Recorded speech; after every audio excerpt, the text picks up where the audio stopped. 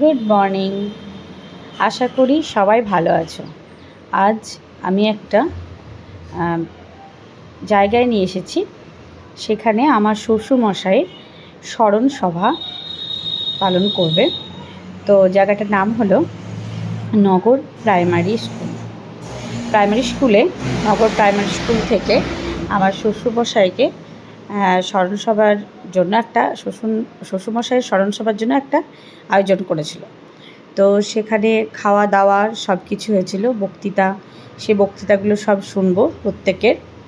তো পূর্বাভাস পত্রিকা বা শ্বশুরমশাইয়ের সেই পত্রিকার সম্পাদক উনি, তার সম্বন্ধে দু চার কথা সবারই কাছে জেনে নিচ্ছি। তো আপনারা একটু শুনবেন যে ওনার সম্পর্কে সবাই কি বলেছে। এখানে অনেকজন উপস্থিত ছিলেন, সবাই অনেক দূর থেকে এসেছেন। শ্বশুরমশাইয়ের যারা এক কথায় ফ্যান বলা হয়। তো আমার বক্তব্য আছে কিছু, সেটাও শুনে নেবেন। তো শ্বশুরমশাই এক কথায় আমাদের খুব বুদ্ধিমান, বলতে গেলে বুদ্ধিমান লোক ছিলেন। তো সে কথাটা মানে দুনিয়ার লোকের কাছে কতটা, সেটাই এখানে তুলে ধরেছে। তো দেখতে থাকুন।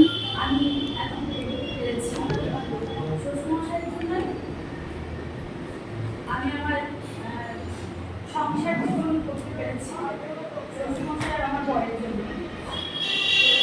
আপনারা আপনার কাছ থেকে অনেক জিনিস জানালাম, অনেককে আমার শ্বশুরমশাইয়ের জন্য অনেক কিছু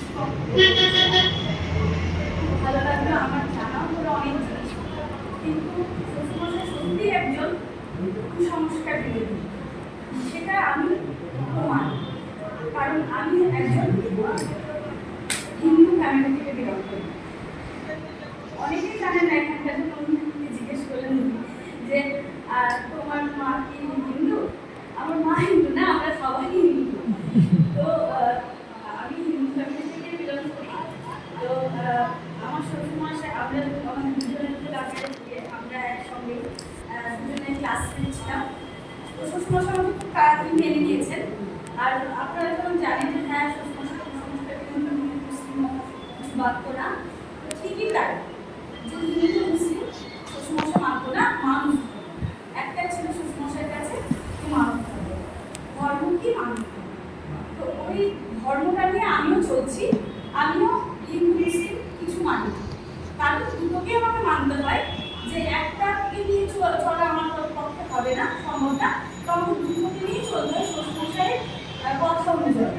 শ্বশুরমশাই নিজেই আমাকে বলেছেন যে তোমার যেটা ইচ্ছে হবে তুমি সেটা করবে, তুমি যেটা মানবে সেটাই করবে, কোনোদিন আমাকে জোর করেনি যে তুমি নামাজ পড়ো বা তুমি এই ধর্ম করো, তুমি রোমাংস খাও, কোনোরকম কোনোদিন আমাকে জোর করেনি। ওই বাড়িতে গিয়ে আমি এটাই শিক্ষা পেয়েছি আমার শ্বশুরমশাইয়ের কাছ থেকে, যে হিন্দু মুসলিম বলে কোনো ধর্ম হয় না। শ্বশুরমশাইয়ের জন্য আমি এত বড় হয়েছি। শ্বশুরমশাই আমাকে, আমি গ্র্যাজুয়েশনের পর ও বাড়িতে গেছি। তো শ্বশুরমশাই আমাকে MA, AA দিয়ে সব করিয়েছে, পড়াশোনা করিয়েছে। পড়াশোনা করিয়ে আমাকে সব জিনিসে এখনো পর্যন্ত আমি ওই বাড়ি থেকে পুরো মুক্ত, মানে আমার স্বাধীনতা শ্বশুরমশাই কোনোদিন মানা করেনি যে কোথায় যাচ্ছ বা কেন যাচ্ছ, কোনোদিন জিজ্ঞেস করেনি। আমি নিজেকেই বলতাম আজ এই প্রোগ্রাম আছে, আজ এখানে বাবা মেয়েকে করবো, বাবা মেয়ে ওটা করবো, কোনোদিন আমাকে মানা করেনি। তো শ্বশুরমশাই অবদান অনেকখানি আমার জীবন। আর শ্বশুরমশাই ছাড়া আমি শূন্য। শুধু স্মৃতি নিয়ে বেঁচে থাকতে হবে। সেই জন্য শ্বশুরমশাই দেওয়া আজকে আমার কাছে শুধু বই, অনেক বই, প্রচুর বই, আপনারা গেলে জানতে পারবেন যে বইয়ের করে আমি একটা লাইব্রেরি বানিয়েছি শ্বশুরমশাইয়ের জন্য। শ্বশুরমশাই থাকতে আমি বানিয়েছি। আপনারা অনেক অনুষ্ঠানে রাখেন, আমি যাই, শুধু এর জন্যই যাই শ্বশুরমশাইকে বাঁচিয়ে রাখার জন্য, আর আপনাদের মাঝখানে আমার মাঝখানে বাঁচিয়ে রাখার জন্য। পূর্বাবস্থাকে এগিয়ে নিয়ে চলুন, আমরা সাথে আছি, যেন বাবা তারা সবার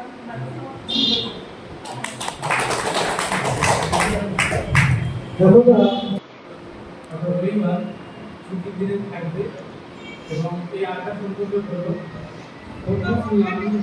উপস্থিত হয়েছি এই এলাকার বিভিন্ন প্রান্ত থেকে উপস্থিত সাহিত্য আড্ডা বাংলা 420-তে উপস্থিত হয়েছেন, দেখে খুব ভালো লাগলো। যদিও আমি প্রথম থেকে কিছুই শুনে উপস্থিত হতে পারি তার জন্য দুঃখিত, কারণ আমি বাইরে কিছু কাজে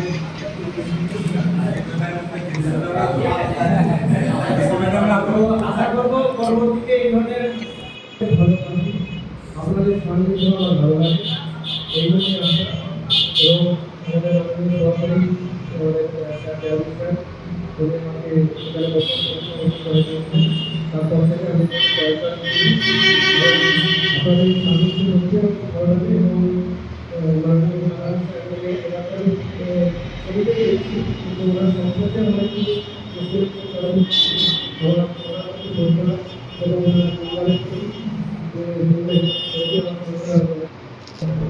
আবেগ কালাম ভাই শ্রেষ্ঠ কবিতা তো আমাকে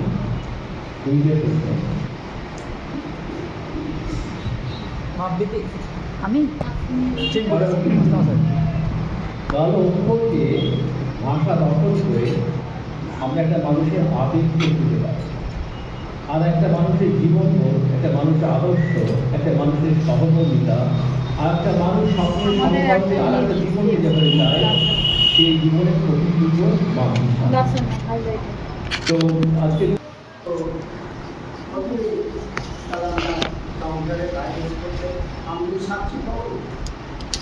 কাউন্টার থেকে মুখ তুলে দেখি একটা অপরিচিত মুখ, এক রাত আন্তরিকতার সঙ্গে উৎসুক মুখ।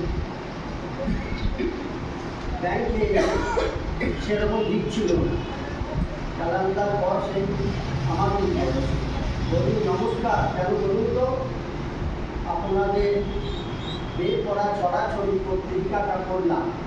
সেই সময় ছড়াছড়ি পত্রিকা আমরা যুগমুখভাবে একটা বের করতাম, তো বেশ ভালো লাগলো। সমাজকে রোগমুক্ত করার অঙ্গমুখ দেওয়ার। উনি বলছেন আমার নাম আবুল কালাম, আমি পূর্বাভাস নামে একটা পত্রিকা বের করি। আমরা প্রতি মাসের সাহিত্য আড্ডা শুরু করেছি, আপনি আসবেন ছেলে খুশি হব। এই বলে আমাকে প্রথম বের হওয়ার পত্রিকাটা রূপাকার একটি সংখ্যা ছিল, সেটা আমাকে দিয়ে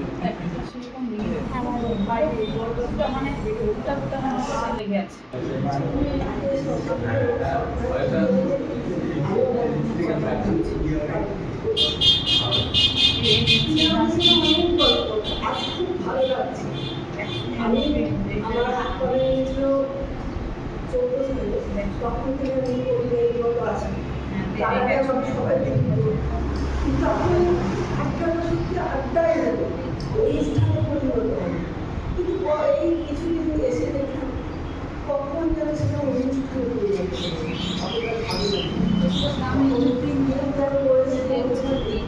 নারায়ণ সেনের সাহিত্য আড্ডার যে প্রশ্নটা পুরোনো হয়ে গেছে, আমার ভীষণ থাকবে এটা একটা ইতিহাস, এটাকে আর চলে না চলে যায় তাদের জন্য বড় বড় এই বড় বড় স্থানে বসে খুব ব্যস্ত, তারা নিজেরটা বলে চলে যায়। টাকা ছুটছে ছুটবে বর্তমানে সীমানা নিয়ে আগামী দিনে কিভাবে স্মরণ করবে বিদায় কাজে ঘুরে এটা আগামী দিনে কুসুম আলো সাহিত্যের প্রথম থেকে খেলে চলেছি স্বচ্ছ ভালো সুন্দর কত অচেনা চেনা হলো, কত ভালো শিখেছি আপন পরস্পরের রবীন্দ্র রবীন্দ্রের স্থান একই কথা। আন করা পাঠক হতে পারে নাম করা লেখক, আদরে আদরে গড়ে তুলে উজ্জ্বল সব আপনাকে নিষ্ঠা ভালোবাসায় পূর্ববর্ষের প্রাচীন নম্বরে চলে অর্থ হতাশে